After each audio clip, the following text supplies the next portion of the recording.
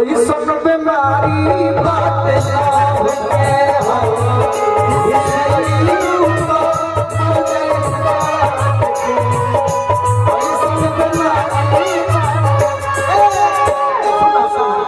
अगर हमरा से प्यार होई तो प्यार में अक्सर बाबूजी माई मारे ला लो, लेकिन प्यार रहिया करबू नु ओ दिन एगो काम करी हम भागी आई हो छरदवाली छोट टॉप के भागी आई हो छरदवाली छोट टॉप के ओही सन बीमारी बात सब के अरे तो हल्ला पिटाई बारी हो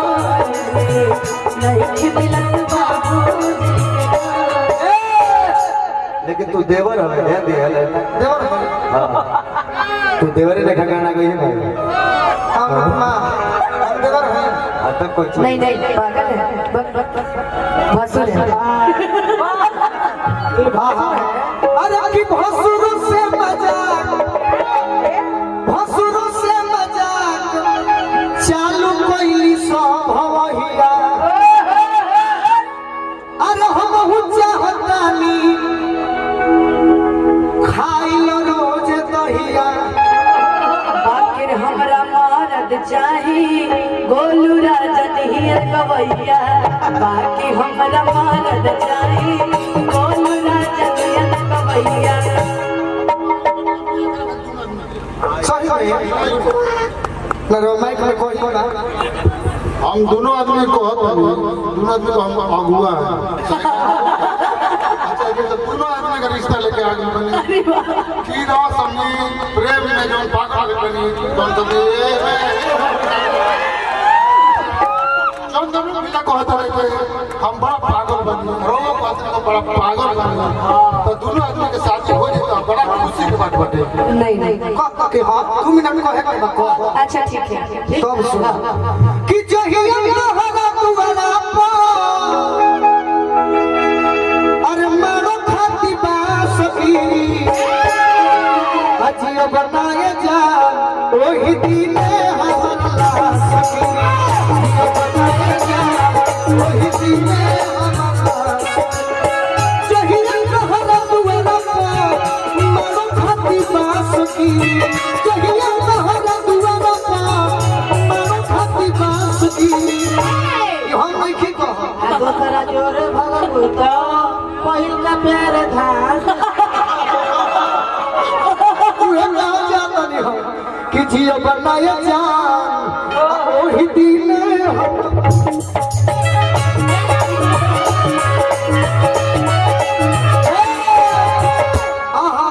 जय प्रकाश सर बैठे कह मेरे प्यार को तुम भुला तो न दोगे मेरे प्यार को तुम भुला तो न दोगे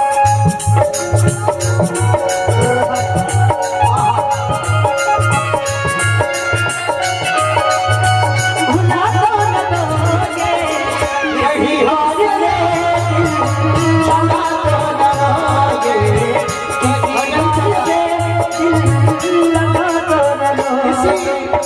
इसी धुन पर हमारे भोजपुरी के आज सांसद भी हैं अध्यक्ष भी रह चुके हैं उन्होंने गाया था बसंती चमन में चहक जाला के हो बसंती चमन में चहक जाला के हो बसंती चमन में चहक जाला के हो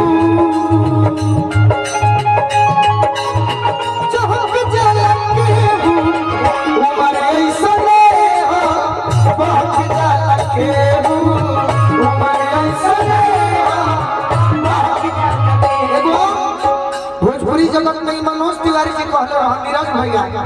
आ विजेंद्र गिरी व्यास का कहले रहन मित्र सुदामा और का कहले रहन कदम एने उने जवानी में हो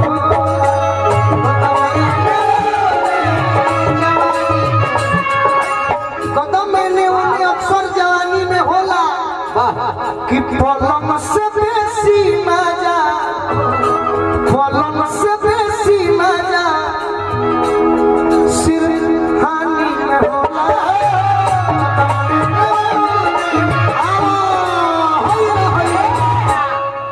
कुछ कहे तो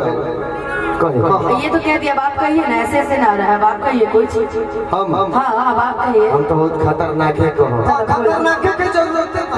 है ना वो है ना वो बोलिए ये अनुपमा जादव जैसे हम प्यार कर रहे हैं कैले रहा हाँ हम लेकिन नहीं थे